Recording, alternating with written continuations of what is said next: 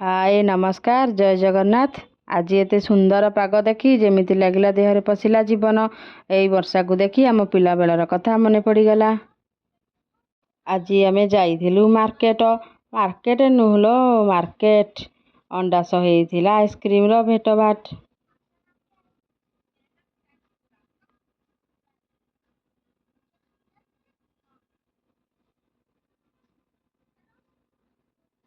आज भात लाल लाल अंडा झोलटिए करिथिली प्रस्तुति। आउ डेरी न करी ताकू देइथिली चाटी चुटी सफा करी। आमे आज खाइलु वर्षा पागकू नली पांपड़ मुड़ुकी आमर गाड़ी जीव माड़ी माड़ी की।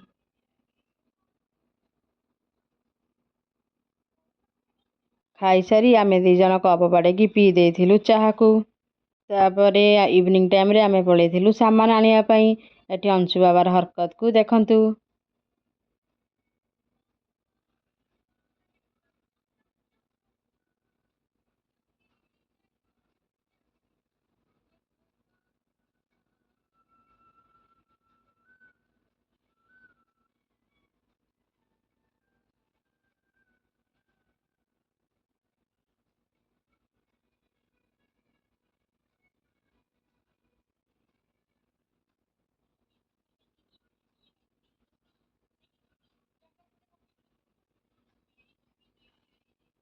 आज वर्षा पाग को इच्छा है बेबीकॉर्न चिली खाया पाई। सेठू आम सार डेरी न करी मगई देइथिले।